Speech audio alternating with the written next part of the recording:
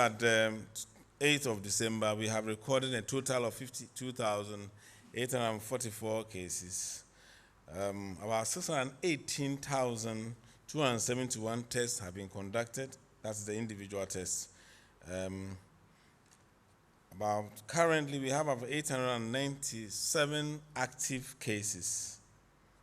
We have had 51,620 discharges, which account for 97.7% of all those who had the virus.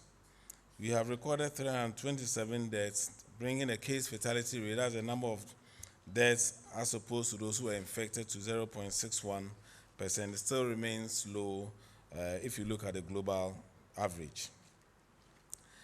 Currently, as we speak now, total of all 16 regions have had infections before, and of the 260 districts we have, 243 districts in this country have had some infection or the other. But currently, only 67 out of the 260 districts have cases from 13 out of the 16 regions. Majority of the cases are in Greater Accra. They account for about almost 3/4 of all the cases, about 74% of them, with Eastern region currently presenting 6.5%, 2.9% in Western, in Volta, and 2.2% in Western region. The rest of the country are reporting relatively very, very low figures. These figures are quite important because for us to be able to respond, we need to be able to get the figures right and be able to isolate and treat. And so we are very eager to ensure that we capture as much information that we have so that will allow us to properly respond to it. The positivity rate continued to swing.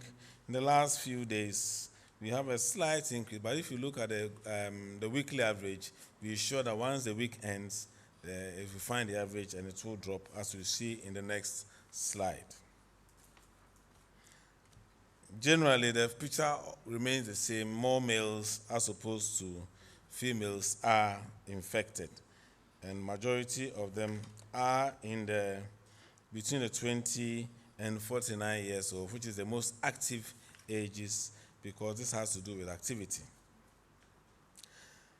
We keep talking about 7-day moving average because you don't have very regular and consistent figures per day.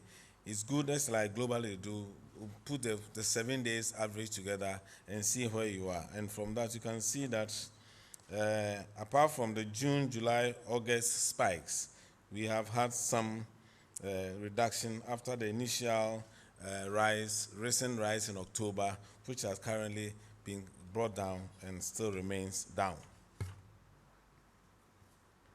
So if you look at the weekly confirmed cases, you can see that the same picture also shown where the highest peak was in July, and now since the early October rise, we have kept the figures have remained down, and I think we will need to applaud ourselves for that, and we need to do more to keep it down. If you look at the spatial distribution, you can see that I mentioned about 13 regions have cases. The rest of the 3 regions have 0 active cases.